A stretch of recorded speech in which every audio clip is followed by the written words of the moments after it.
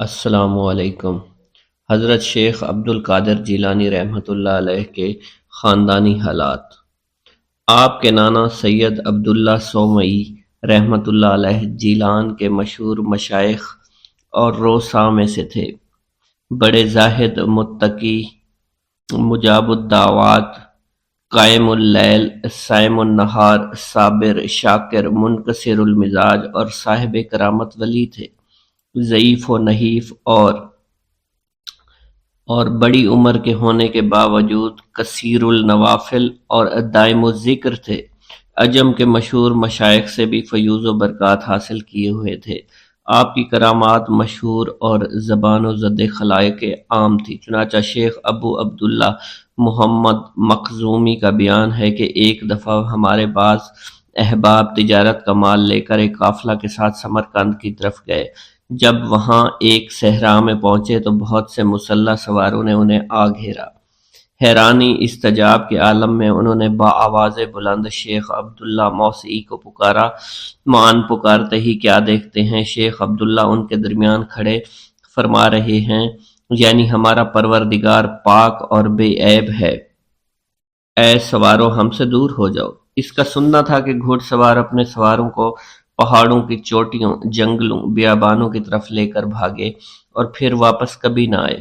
وہ سب ان کی دست اور غارت گری سے بالکل محفوظ رہے اور مامون رہے۔ اس کے بعد انہوں نے شیخ صاحب کی جستجو کی مگر کہیں نظر نہ آئے اور نہ ہی پتہ لگا کہ کدھر تشریف لے گئے۔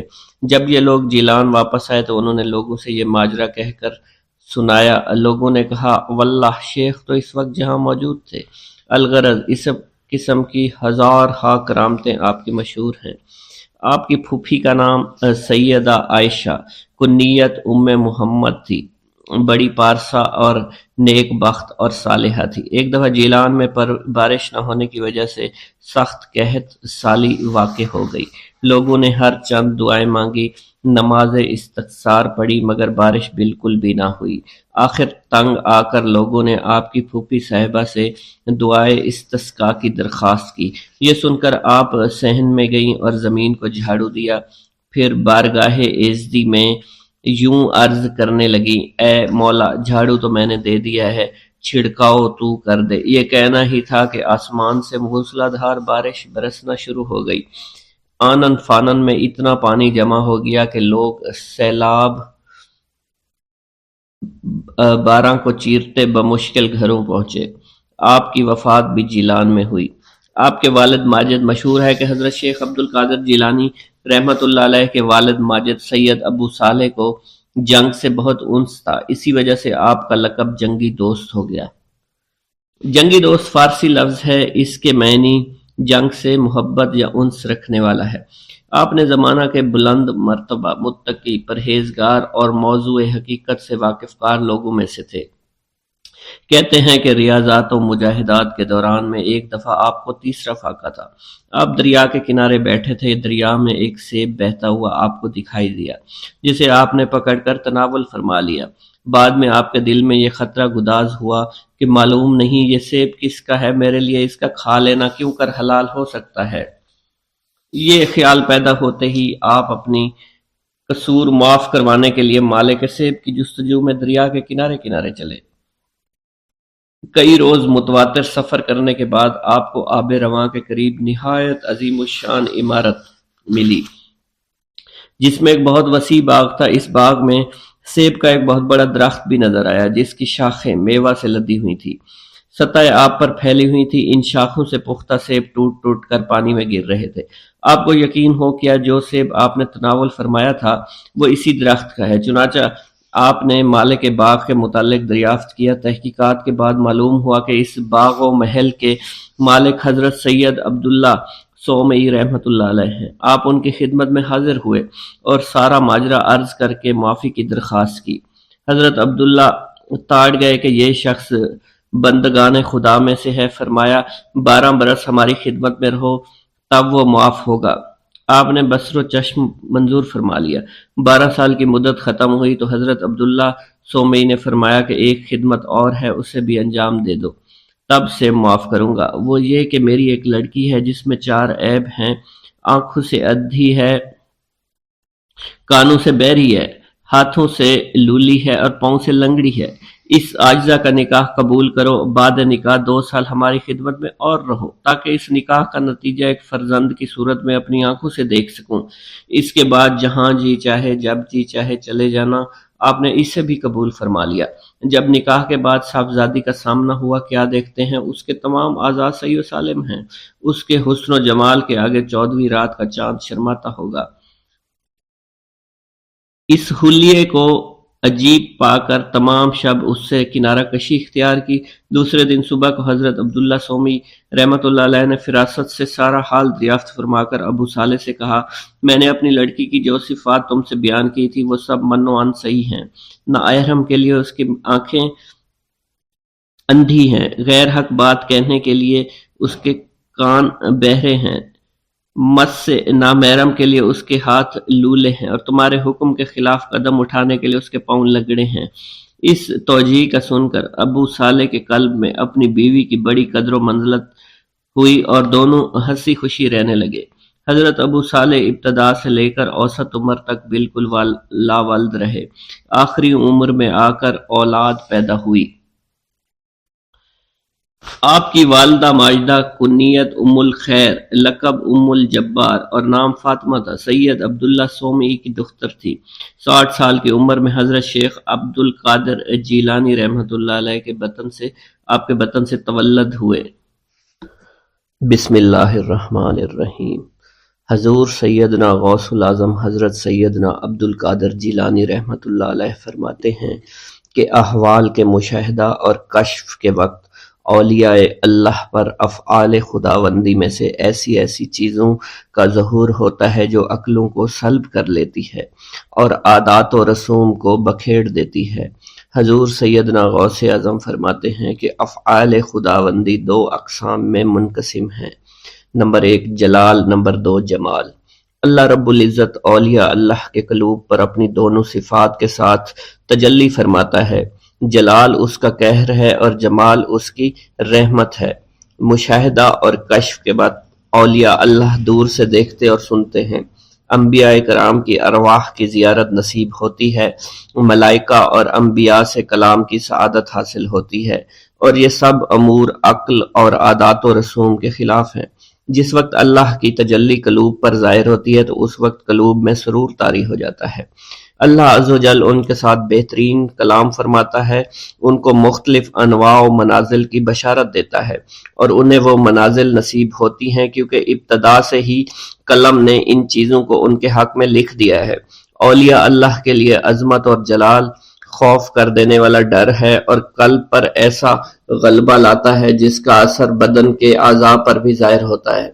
حضور نبی کریم صلی اللہ علیہ وسلم سے مروی ہے، خوف شدید کے باعث نماز کے دوران میں آپ کے سینہ مبارک سے ہانڈی کے ابلنے جیسی آواز سنی جاتی تھی، کیونکہ نماز میں آپ کو اللہ عز و جل کا جلال نظر آتا تھا اور آپ پر عظمت الہیہ کا انکشاف ہوتا تھا۔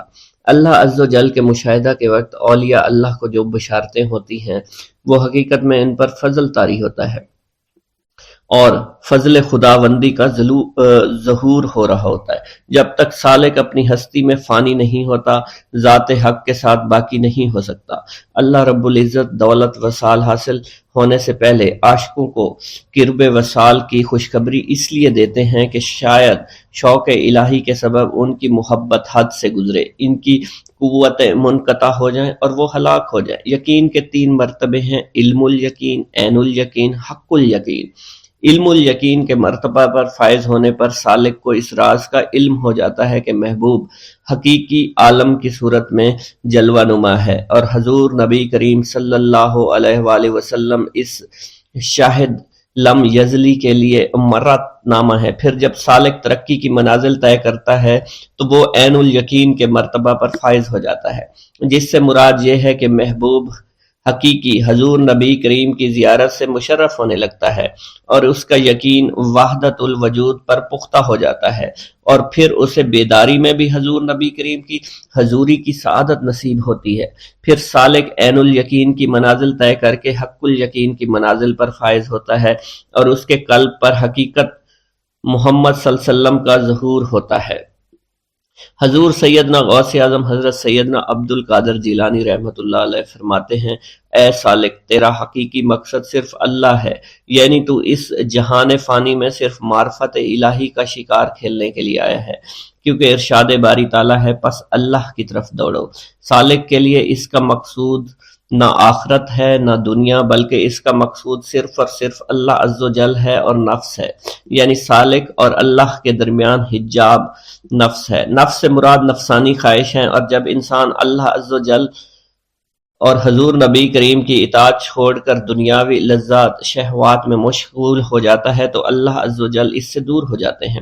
انسان دو چیزوں کا مجموعہ ہے، بدن اور روح۔ اگر نفس کو غذا دی جائے تو بدن موٹا ہو جاتا ہے اور روح لاغر ہو جاتی ہے، اگر روح کو غذا دی جائے اور نفس کے ساتھ مجاہدہ کیا جائے تو اس سے روح موٹی تازی ہو جاتی ہے اور جسم لاغر ہو جاتا ہے۔ ارشاد باری تعالیٰ ہے، میں نے جن و انس کو اپنی عبادت کے لیے پیدا کیا ہے تاکہ وہ مجھے پہچانے۔ نفس اللہ کی ضد ہے اور اس کا دشمن ہے، یعنی وہ شخص جو اپنی نفسانی خواہش کی پیروی کرتا ہے وہ اللہ کے حکم کی عدولی کر رہا ہوتا ہے۔ ایک مرتبہ دریائے دجلہ میں سیلاب آ گیا۔ دریا کی طغیانی کی شدت کی وجہ سے لوگ پریشان حالت میں حضور سیدنا غوث اعظم شیخ سید عبد القادر جیلانی رحمۃ اللہ علیہ کی خدمت میں حاضر ہوئے۔ آپ نے اپنا عصائے مبارک پکڑا ہوا تھا اور دریائے دجلہ کے کنارے پہنچ کر عصائے مبارک کو زمین میں گاڑ دیا اور فرمایا، اے دریا بس رک جا۔ آپ کا فرمانا تھا کہ دریا کی طغیانی کم ہو گئی۔ حضرت شیخ عبد الجبائی سے منقول ہے، میری ملاقات ہمدان میں ایک شخص طریف سے ہوئی۔ یہ شخص دمشق کا رہائشی تھا۔ اس نے مجھے بتایا دوران سفر میری ملاقات بشر المفرزی سے ہوئی جو 14 اونٹوں پر شکر لادے ہوئے تھے۔ انہوں نے مجھے بتایا کہ دوران سفر میرا گزر ایک جنگل سے ہوا، رات کا وقت تھا، میرے پاس 4 اونٹ اس جنگل میں گم ہو گئے۔ میں نے ان کو بہت تلاش کیا لیکن کامیاب نہ ہوا، یہاں تک کہ صبح ہو گئی۔ میں نے پریشانی کے عالم میں حضور سیدنا غوث الاعظم حضرت سیدنا عبد القادر جیلانی کو پکارا، کیونکہ آپ نے دوران واز ایک مرتبہ فرمایا تھا کہ جب بھی کوئی مشکل درپیش ہو تو مجھے پکارو۔ چنانچہ میں آپ کو پکارنے لگا۔ اس دوران مجھے ایک ٹیلے پر ایک شخص دکھائی دیا جس نے سفید لباس زیب تن کر رکھا تھا۔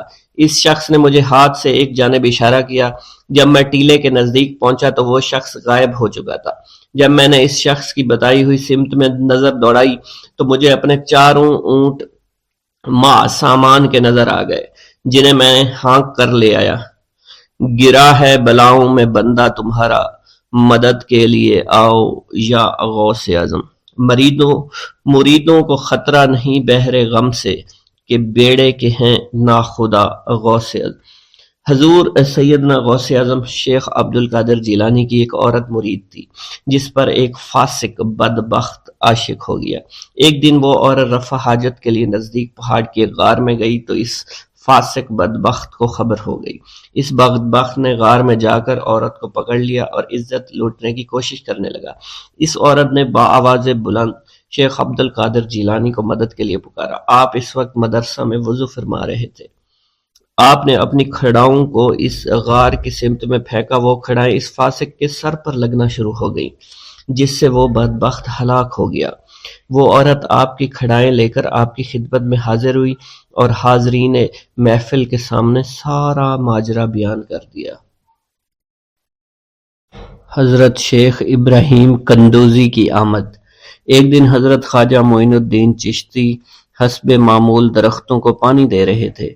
حضرت شیخ ابراہیم قندوزی گھومتے پھرتے اسی باغ کی طرف آن نکلے۔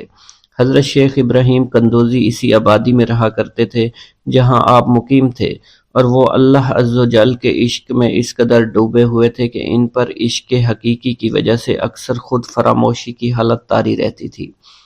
آبادی کے بچے اور بوڑھے انہیں مجذوب کہا کرتے تھے اور قدر کی نگاہ سے دیکھا کرتے تھے۔ جس وقت آپ کی نظر حضرت شیخ ابراہیم قندوزی پر پڑی تو سب کام چھوڑ کر آپ ان کی جانب متوجہ ہو گئے۔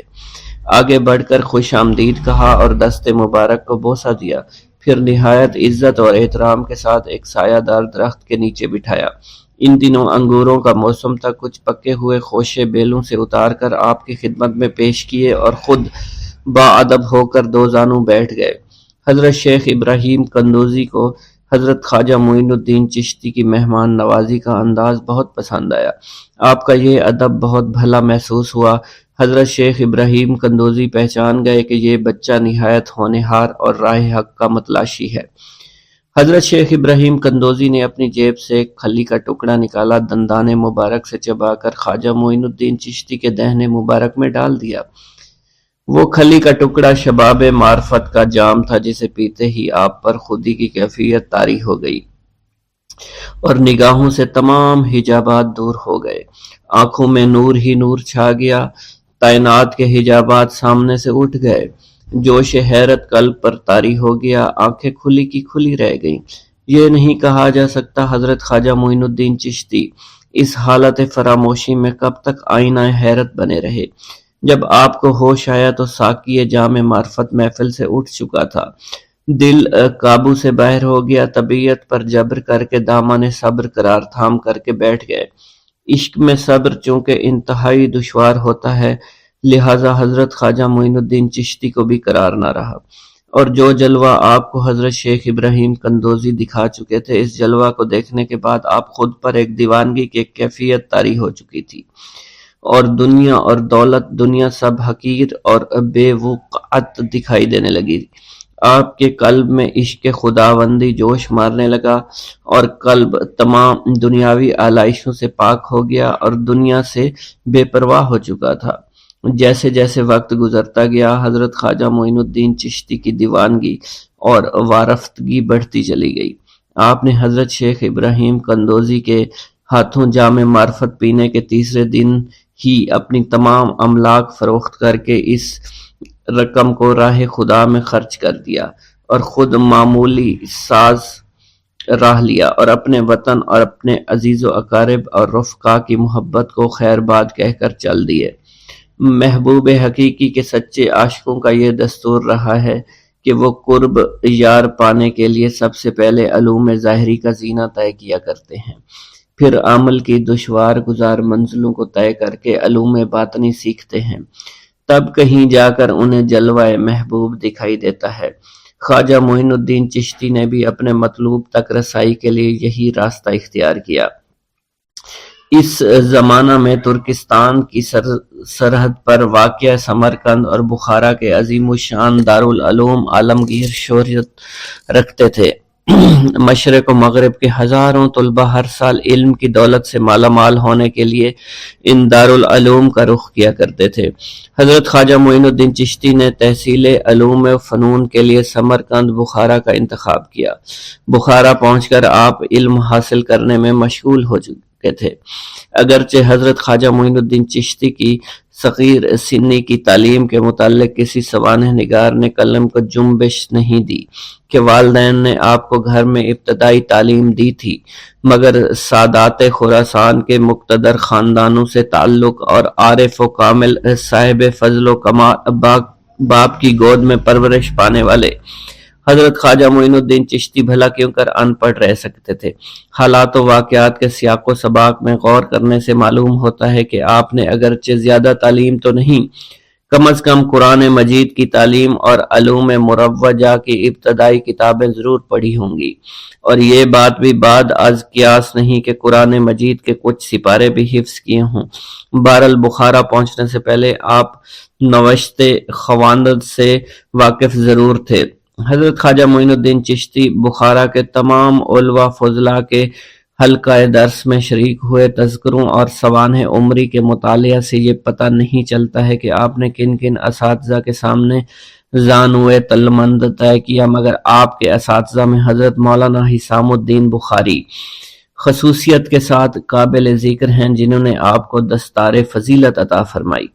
حضرت مولانا حسام الدین بخاری کی دستگاہ سے آپ نے علوم ظاہری کی تکمیل فرمائی۔ 23 سے 24 برس کی عمر میں علوم ظاہری کی تکمیل کے بعد صفائی قلب اور تزکیہ نفس کا ضروری سامان حضرت خواجہ معین الدین چشتی کو باہم پہنچ گیا تھا، مگر قلب جس تسکین کا متلاشی تھا وہ نصیب نہ ہوئی، اور جس محبوب کو جی بھر کر دیکھنے کی آرزوئیں دل میں چوٹکیاں لے رہی تھی اس تک ابھی رسائی نہیں ہوئی تھی۔ عشق اور مشک چھپائے نہیں چھپتا، عشق کی آگ حضرت خواجہ معین الدین چشتی کے تن اور من کو جلا رہی تھی۔ تعلیم کی ہوا نے اس آگ کے شعلوں کو اور بھی تیز کر دیا، محبت کا ذوق بڑھ رہا تھا، عشق کے جذبات بھڑک رہے تھے۔ بالآخر جب بے قراری جنون کی حد کو پہنچی، آپ جانب عراق روانہ ہوئے۔ قصبہ سبحان پہنچ کر حضرت شیخ نجم الدین کبرا سے ملاقات ہوئی اور 15 دن آپ نے حضرت شیخ نجم الدین کبرا کے ہاں قیام فرمایا۔ سنجان سے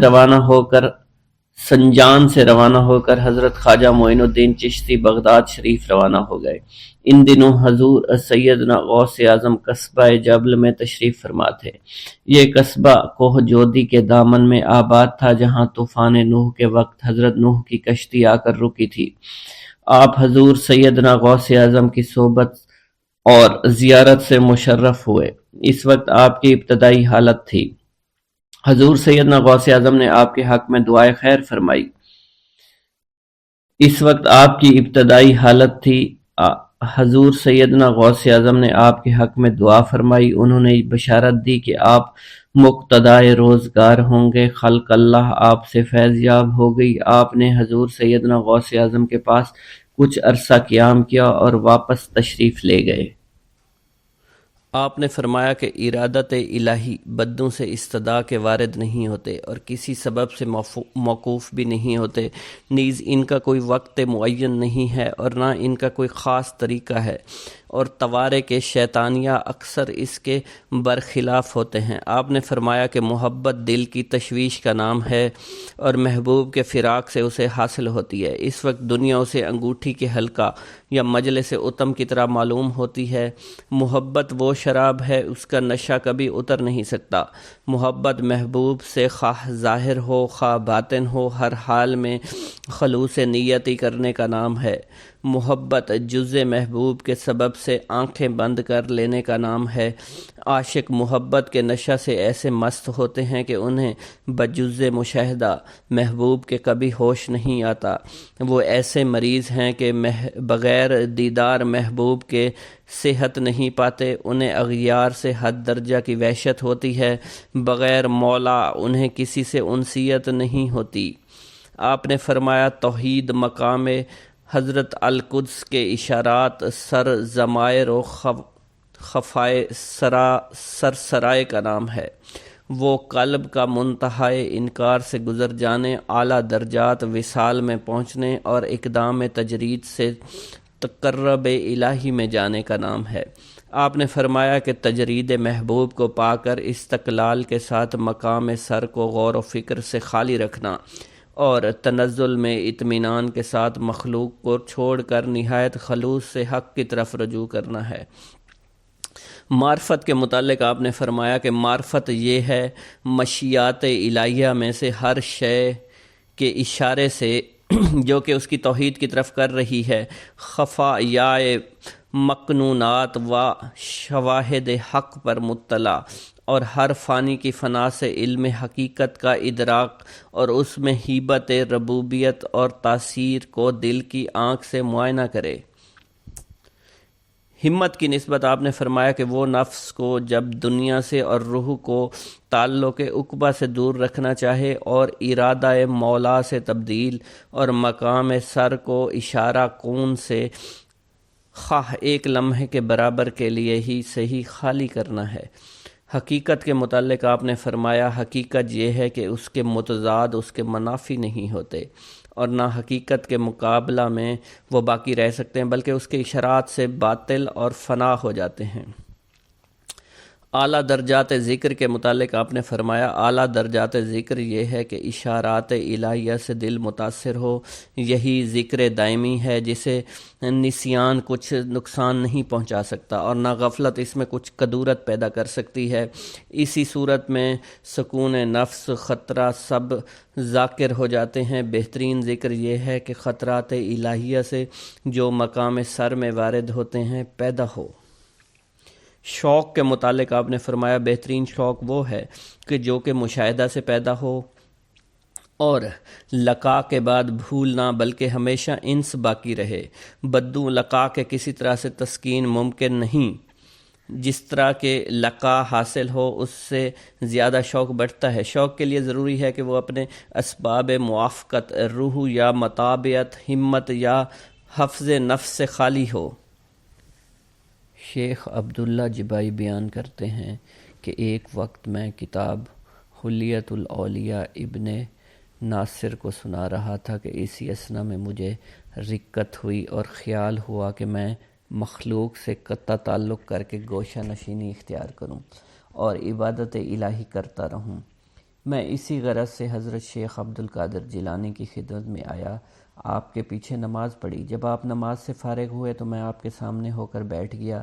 آپ نے مجھے دیکھ کر فرمایا، تم مخلوق سے قطع تعلق کرنا چاہتے ہو، مگر ابھی نہیں، اول تم علم حاصل کرو، مشائخ طریقت کی خدمت میں رہ کر ان سے ادب اور سلوک سیکھو، تو تمہیں اس وقت مخلوق سے انقطاع کرنا جائز ہوگا۔ اگر تم اس سے پہلے گوشہ نشینی اختیار کرو گے تو تمہاری مثال مرغ بے پر کی ہوگی۔ جب تمہیں کوئی دینی مشکل پیش ہوگی تو اس کو پوچھنے کے لیے باہر نکلو گے۔ گوشہ نشین ایسا شخص ہونا چاہیے جو کہ شمع کی طرح روشن ہو، تاکہ لوگ اس کی نورانی روشنی سے فائدہ اٹھا سکیں۔ شیخ عبدالعباس الخضر نے بیان کیا ہے کہ ہم کئی لوگ ایک شب کو حضرت شیخ عبدالقادر جیلانی کے مدرسہ میں حاضر تھے۔ خلیفۃ المستجب باللہ ابو المظفر یوسف بن المختصہ امر اللہ آپ کی خدمت میں حاضر ہوا اور سلام کر کے آپ کے سامنے مؤدب ہو کر بیٹھ گیا۔ خلیفہ موصوف اس وقت آپ سے نصیحت کرنے کی غرض سے آیا اور اپنے ساتھ 10 تھیلیاں زر نقد بھروا لایا۔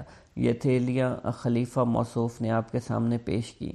آپ نے ان کو لینے سے انکار کر دیا۔ خلیفہ موصوف نے آپ سے اصرار کیا کہ آپ اسے قبول فرما لیں، مگر آپ نے اس کے اصرار سے صرف 2 عدد ہی تھیلیاں اٹھائیں اور اپنے دائیں اور بائیں ہاتھ پر آپ نے ان تھیلیوں کو رکھا اور دونوں ہاتھوں سے نچوڑ دیا تو اس میں سے خون ٹپکنے لگا۔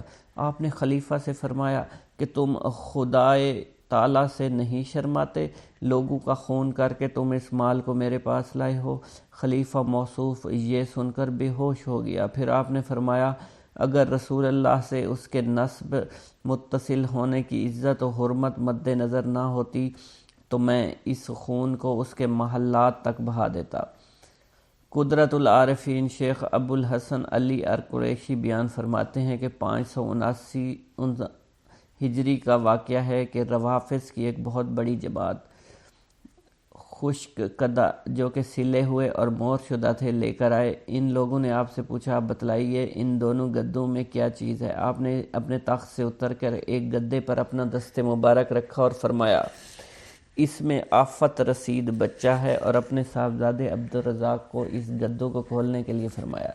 جب وہ کھولا گیا تو اس میں سے وہی آفت رسیدہ بچہ نکلا۔ اس کو آپ نے دست مبارک سے اٹھا کر فرمایا، قم باذن اللہ، وہ اللہ تعالیٰ کے حکم سے کھڑا ہو گیا۔ پھر آپ نے دوسرے گدے پر اپنا دست مبارک فرمایا، اس میں صحیح و سالم تندرست بچہ ہے۔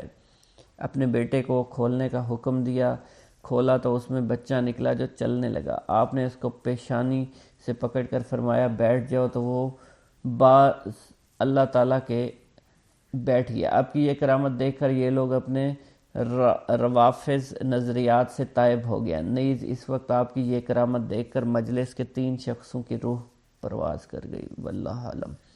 نیز شیخ و موصوف بیان کرتے ہیں کہ ایک وقت میں آپ کی خدمت میں حاضر تھا، مجھے اس وقت ایک ضرورت پیش آئی، میں اسے پوری کرنے کی غرض سے نکلا۔ آپ نے فرمایا، چاہو، تم کیا چاہتے ہو؟ میں نے عرض کیا کہ فلاں امر کا خواستگار ہوں۔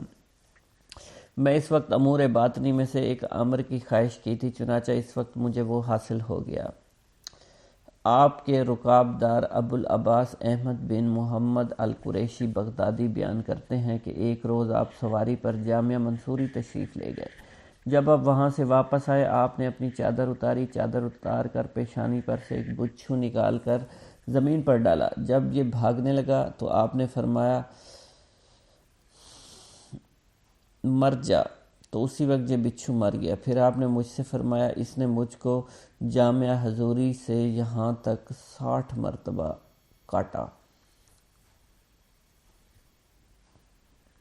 ایک دفعہ بغداد کی قحط سالی میں آپ سے تنگ دستی فاقہ کشی کی شکایت کی تو آپ نے مجھے قریباً 10-12 سیر گندم دیے اور فرمایا اسے لے جاؤ اور کوٹھے میں بند کر دو، اور صرف ایک طرف سے اس کا منہ کھول کر حسب ضرورت اس میں سے نکال لیا کرو، مگر اسے کبھی دیکھنا مت۔ چنانچہ اس گیہوں کو 5 سال تک کھاتے رہے۔ ایک دفعہ میری زوجہ نے اس کوٹھے کا منہ کھول کر دیکھا اس میں کتنے گیہوں ہیں، تو اس میں جس قدر اول روز دانے ڈالے تھے اتنے ہی معلوم ہوئے۔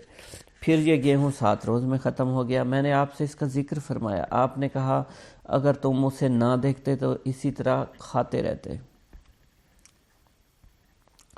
عمر بن حسین بن خلیل بیان کرتے ہیں کہ میں ایک دفعہ آپ کی خدمت میں حاضر تھا، آپ کے روبرو ہی منہ گھٹے ہوئے بیٹھا تھا۔ اس وقت میں نے قندیل کی طرح ایک روشنی سی دیکھی جو آپ کے دہن مبارک سے 2-3 دفعہ قریب ہو کر واپس ہو گئی۔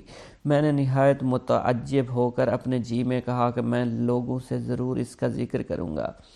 آپ نے اسی وقت فرمایا کہ تم خاموش بیٹھے رہو، مجلس کی باتیں امانت ہوا کرتی ہیں۔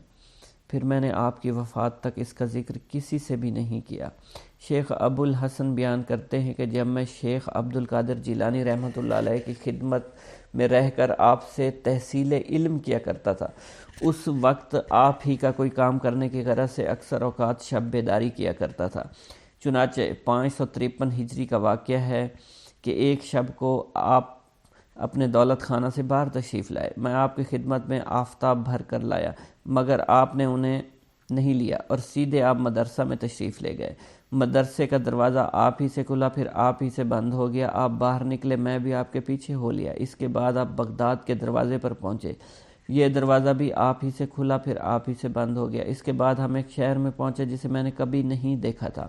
اس میں پہنچ کر آپ ایک مکان میں داخل ہوئے جو کہ آپ کے مسافر خانے سے شبیہ تھا۔ اس مکان پر 6 لوگ تھے، انہوں نے آپ کو سلام کیا، آپ ذرا آگے چلے گئے، اس میں ایک کھمبے کے پاس ٹھہر گیا۔ یہاں سے میں نے نہایت پست آواز سے کسی کرانے کی آوازیں سنی۔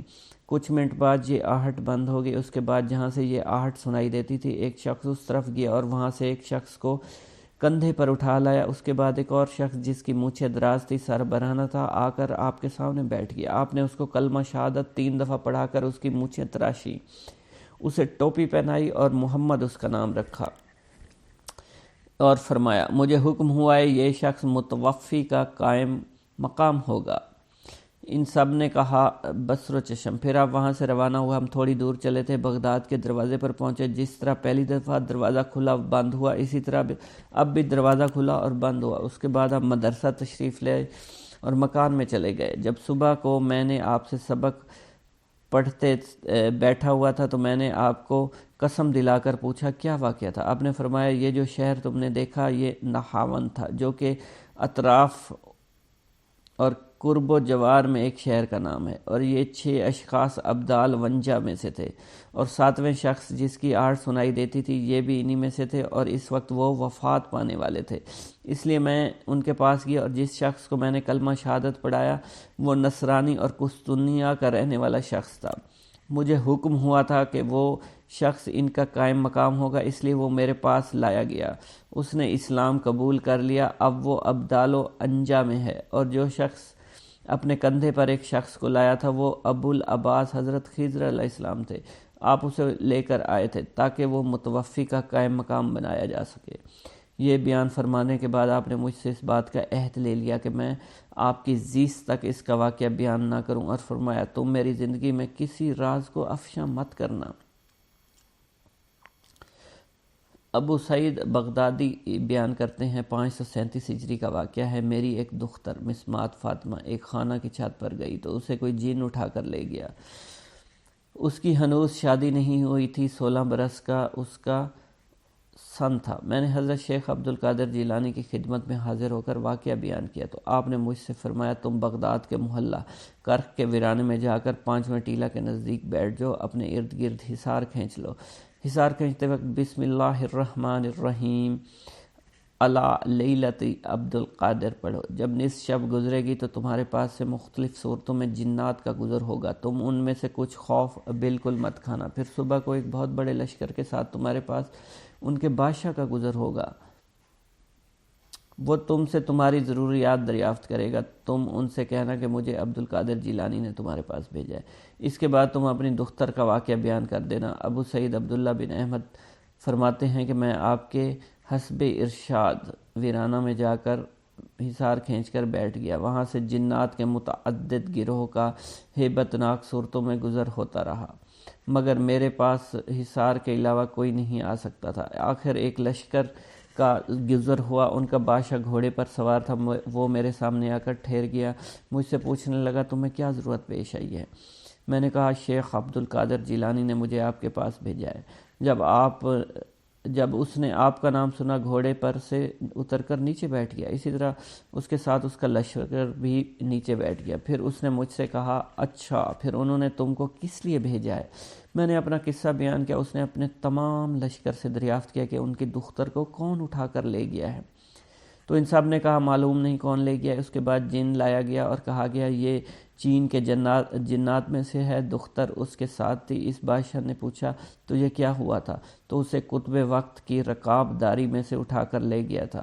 اس نے کہا کہ یہ دختر مجھے اچھی لگی تھی اس لیے میں اس کو اٹھا کر لے گیا۔ بادشاہ نے اس کا کلام سنتے ہی اس کی گردن اڑا ڈالی اور لڑکی کو میرے حوالے کر دیا۔ اس کے بعد میں نے بادشاہ سے کہا آج کے سوا مجھے آپ لوگوں کا حضرت شیخ عبد القادر جیلانی کی تابعداری کرنا معلوم نہ تھا، تو وہ کہنے لگا کہ بے شک شیخ عبد القادر جیلانی ہم میں سے تمام سرکش لوگوں پر نظر رکھتے ہیں، اس لیے وہ آپ کے خوف سے بھاگ کر دور دراز مقام پر جا بسے، کیونکہ جب اللہ تعالیٰ کسی کو قطب وقت بنا دیتا ہے تو جن و انس دونوں پر اس کی حاکمیت بھی دیا کرتا ہے۔ بسم اللہ الرحمن الرحیم۔ آپ کے صاحبزادے شیخ عبد الجبار بن سیدنا شیخ عبد القادر جیلانی بیان کرتے ہیں کہ میری والدہ جب کسی اندھیرے مکان میں جاتی تو وہاں شمع کی طرف روشنی ہو جاتی تھی۔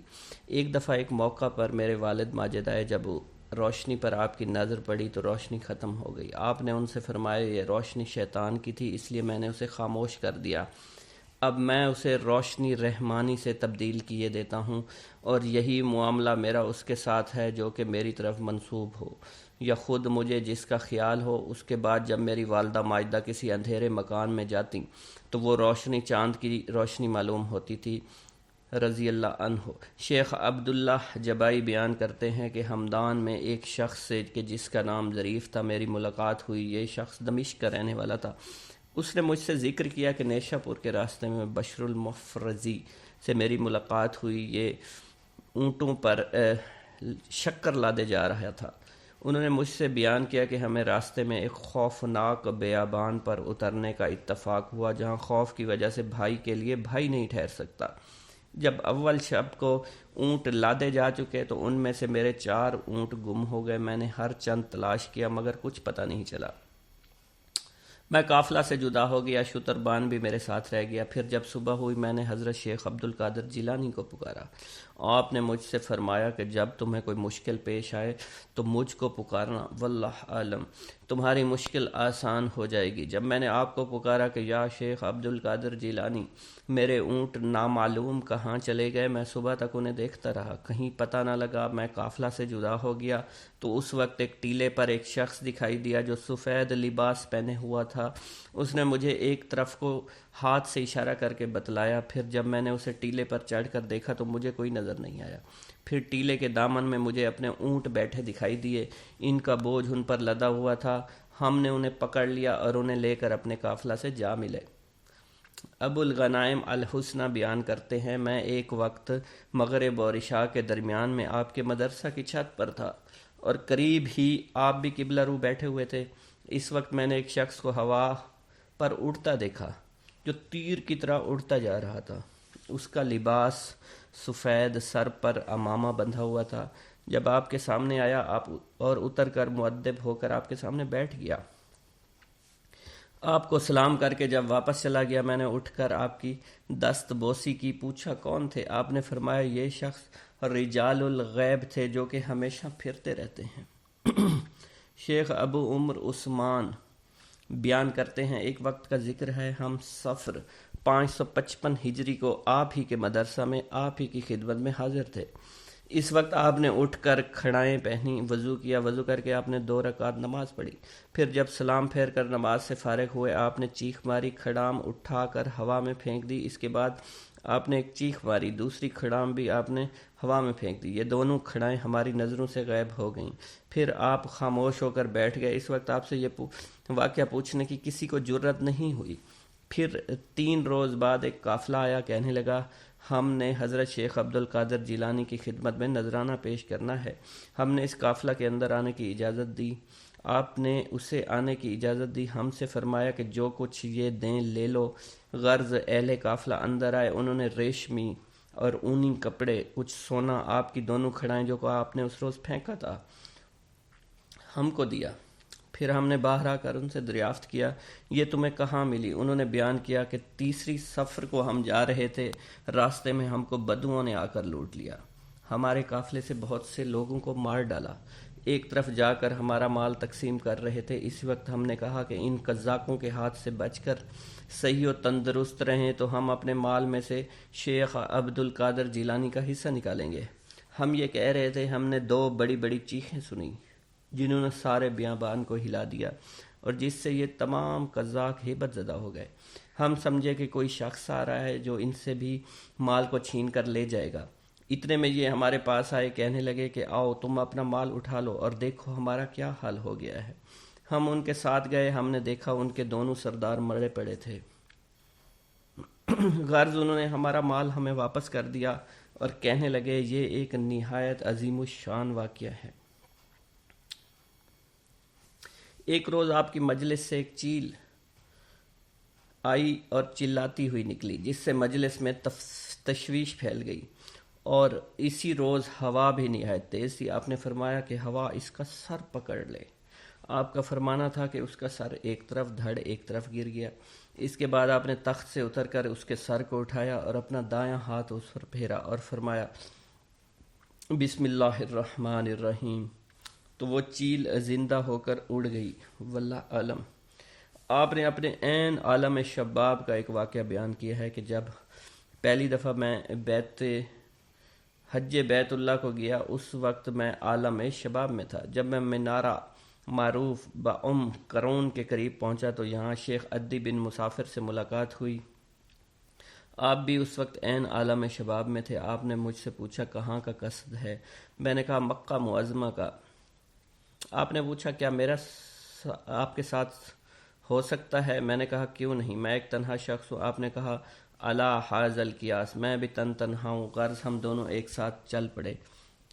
راستہ میں ایک 9 عمر حبشن لڑکی ملی۔ یہ لڑکی نحیف البدن برقع پہنے ہوئے تھی، سامنے آ کر کھڑی ہو گئی۔ برقع میں سے اس نے مجھے دیکھا اور دیکھ کر کہنے لگی کہاں کے رہنے والے ہو؟ میں نے کہا بغداد کا۔ پھر کہا آپ نے مجھے بہت تھکایا ہے۔ میں نے کہا وہ کس طرح؟ بولی ابھی میں بلاد حبشہ میں تھی، مجھے اس وقت مشاہدہ ہوا اللہ نے آپ کے دل پر تجلی کی اور اپنا وہ فضل و کرم کیا جو اوروں پر اب تک نہیں کیا، اس لیے میں نے چاہا آپ کو پہچانوں۔ پھر آپ نے کہا میں چاہتی ہوں کہ آج دن بھر میں آپ دونوں صاحبوں کے ہمراہ رہوں اور آپ کے ساتھ روزہ افطار کہوں۔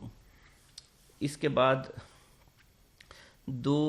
ایک بازو سے ساتھ چلنے لگے، ایک بازو سے ہم چلنے لگے۔ جب مغرب کا وقت آیا اور افطار کا وقت ہو چکا، آسمان سے ایک طباق اترا جس میں 6 روٹیاں اور سرکہ تھا، کچھ ترکاری تھی۔ اس لڑکی نے خدا کا شکر ادا کیا۔ اللہ کا ہزار ہزار شکر ہے، اس نے میری اور میرے مہمانوں کی عزت کی۔ روزانہ میرے لیے 2 روٹیاں اترا کرتی ہیں، آج 6 روٹیاں اتریں۔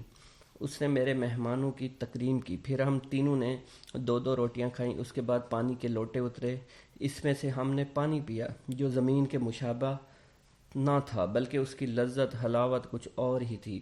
اس کے بعد یہ لڑکی ہم سے رخصت ہو کر چلی گئی۔ ہم مکہ معظمہ چلے آئے، طواف کر رہے تھے۔ اس وقت شیخ عدی پر الطاف و کرم کیا، ان پر اپنے الطاف اتارے۔ آپ پر اس وقت ویشی سی طاری ہو گئی، یہاں تک کہ انہیں دیکھ کر کوئی کہہ نہیں سکتا تھا کہ یہ زندہ ہے، بلکہ ان کا انتقال ہو گیا۔ اسی وقت میں نے اس لڑکی کو کھڑے دیکھا، یہ اس وقت ان کے سرہانے آ کر الٹ پلٹ کر کہنے لگی کہ وہی تمہیں زندہ کرے گا جس نے تمہیں مارا ہے۔ پاک ہے اس کی ذات، اس کی تجلی نور جلال سے حادث نہیں ہوتی، مگر اسی کے ثبوت کے لیے اس کے ظہور صفات سے کائنات قائم نہیں ہے، مگر اس کی تائید سے اس کی تقدیس کی شعاؤں نے عقل کی آنکھوں کو بند اور جوان مردوں کی دانائی کو محدود کر رکھا ہے۔ پھر اللہ تعالیٰ نے اس کے بعد مجھ پر الطاف و کرم کی نظر کی، اور باطن میں نے دیکھا کہ مجھ سے کوئی کہہ رہا ہے عبد القادر تجریدی ظاہری کو چھوڑ کر ید اختیار کرو، ہم تمہیں اپنے عجائبات دکھائیں گے، چاہے کہ ہمارے ارادے سے تمہارا ارادہ مشتبہ نہ ہو، تم ہمارے سامنے ثابت قدم رہو اور وجود میں ہمارے سوا کسی کا تصرف نہ ہونے دو، تاکہ ہمیشہ ہمارے مشاہدے میں رہو اور لوگوں کو نفع پہنچانے کے لیے ایک جگہ بیٹھ جاؤ۔ ہمارے بہت سے بندے ہیں جنہیں ہم تمہاری برکت سے اپنا مقرب بنائیں گے۔ اسی وقت مجھ سے اس لڑکی نے کہا، اے نوجوان، مجھے معلوم نہیں آج کس حد تک تمہاری عظمت و بزرگی ہوگی۔ تمہارے لیے نورانی خیمہ لگایا گیا ہے، ملائکہ تمہارے ارد گرد ہیں، تمہیں دیکھ رہے ہیں، اور تمام اولیاء اللہ کی آنکھیں بھی تمہاری طرف لگی ہوئی ہیں، اور تمہارے مراتب اور مناصب کو میں دیکھ رہی ہوں۔ اس کے بعد یہ 9 عمر چلی گئی، پھر میں نے اس کو کبھی نہیں دیکھا۔ شیخ ابو محمد صالح بیان کرتے ہیں، شیخ ابو مدین نے مجھ سے فرمایا تم بغداد جاؤ اور شیخ عبد القادر جیلانی کی خدمت میں حاضر ہو جاؤ، آپ سے تعلیم فقر حاصل کرو۔ چنانچہ میں بغداد آ کر آپ کی خدمت میں حاضر ہوا تو میں نے آپ کو سب سے محیب پایا۔ آپ نے مجھے اپنے خلوت خانہ کے دروازے پر 20 روز تک بٹھایا۔ اس کے بعد آپ نے مجھ سے فرمایا، صالح قبلہ کی طرف، اس طرف دیکھو۔ میں نے دیکھا، مجھے قبلہ نظر آیا۔ پھر آپ نے مجھ سے پوچھا کیا دیکھ رہے ہو؟ میں نے کہا کعبہ شریف۔ آپ نے مغرب کی طرف اشارہ کیا اور فرمایا کیا دیکھ رہے ہو؟ میں نے عرض کیا اپنے شیخ کو۔ پھر آپ نے فرمایا کیوں، کہاں جاؤ گے، کعبہ کی طرف یا اپنے شیخ کی طرف؟ میں نے عرض کیا اپنے شیخ کی طرف۔ پھر آپ نے فرمایا کہ اچھا ایک قدم میں جانا چاہتے ہو جس طرح سے تم آئے ہو؟ میں نے عرض کیا نہیں، بلکہ اسی طرح سے جس طرح کہ میں آیا ہوں۔ آپ نے فرمایا اچھا ایسا ہی ہوگا۔ پھر آپ نے فرمایا صالح تم فقر کو نہیں پا سکتے تا وقت کہ تم اس کی سیڑھی پر نہ چڑھو، اور اس کی سیڑھی توحید ہے، اور توحید کا دار و مدار اس پر ہے کہ تمام سارے حادثہ کو اپنی طرف سے مٹا دو۔ میں نے عرض کیا کہ حضرت مجھے آپ اس صفت سے موصوف کر دیجئے۔ آپ نے ایک نظر میری طرف دیکھا تو میرے دل سے تمام جذبات ارادہ کے جدا ہو گئے، جس طرح کہ شب دن سے جدا ہو جاتی ہے۔ اب تک میں آپ کی اسی توجہ سے لوگوں کو مستفید کرتا ہوں۔ شیخ عمر بزاز نے بیان کیا، میں ایک روز آپ کی خدمت میں بیٹھا تھا، اس وقت آپ نے مجھ سے فرمایا فرزند من، اپنی پشت کو بلی کے گرنے سے بچاؤ۔ میں نے اس وقت اپنے جی میں کہا کہ چھت میں کوئی روزن تو ہے نہیں، میرے اوپر بلی کہاں سے گرے گی؟ میں نے اپنا یہ کلام پورا نہیں کیا تھا، ایک بلی میری پشت پر گر گئی۔